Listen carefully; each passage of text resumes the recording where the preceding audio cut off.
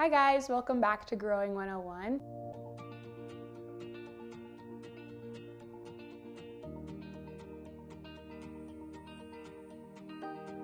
Today I'm here with my coworker Jerry. We're going to be talking about one of the most underrated tools for gardening, which is a garden journal. So Jerry, in simple words, how would you describe a gardening journal? Your opening remarks, underrated is right. It is merely the record that you're going to wish you kept in a few weeks to a few months to a few years.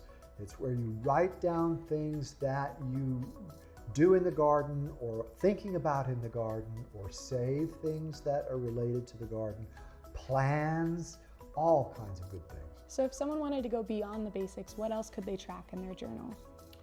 Weather comes to mind.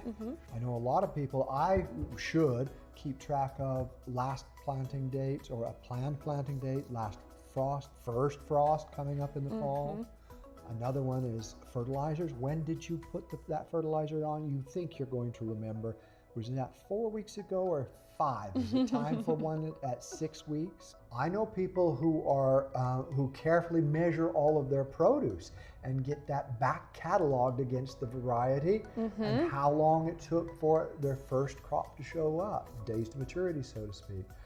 My grandmother tracked the weather a lot. She kept track, she wrote something down about the weather every single day in her journal. I tried for years to do it, and would occasionally get some of my notes down, and then I would fail. So let's talk about what gardeners really should put in their journal. What are the basics that they should keep track of? The basics, of course, are what and where and when.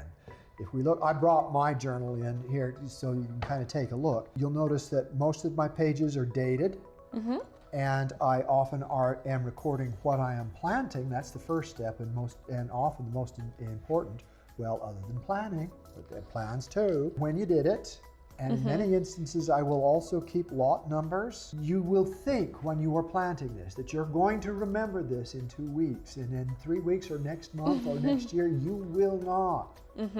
And it's really fun to go back and have your dates and what you planted and where. In my instance, if you look here, I've got some sketches of my garden where I laid out what was planted where in the garden. You're going to label things, and the labels fail half the time. Of course. By the end of the season, you've lost them, you can't read them.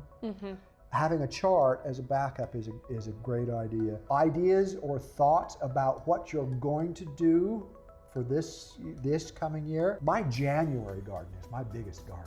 It's the fanciest one. It's the one that's right here and right here. Also, wrapping up, reporting how well things went and how well things didn't. I tried that new Mexican tarragon marigold this summer, and I had to admit that I'm going to not do that one again. It went, but it survived, it did okay, but it just didn't prosper. I'm not the kind that are going to meticulously measure all of my crop. Of course. If you're of that mindset, knock yourself out.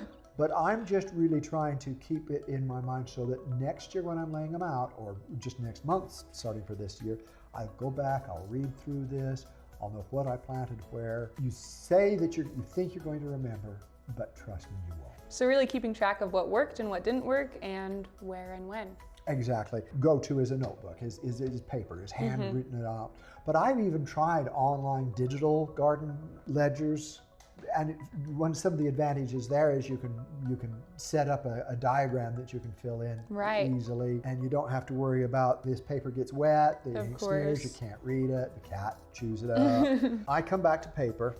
I don't care how you do it, but I really do recommend that people do garden journals. It is so worth it. It's a lesson that took me years to learn. Another thing you should do besides the garden journal that's relative to this is keep your packages, keep the packets or invoices from seed purchases or plant purchases. Or here, I've got some of these where I taped in a seed packet or a plant tag so that I know which peony that was after I've long since forgotten the name. Of course, yeah. I think everybody should be keeping a garden journal. It can be combined with your daily journal if you want. If you're a journaling type, you can combine it, but mine's a separate product.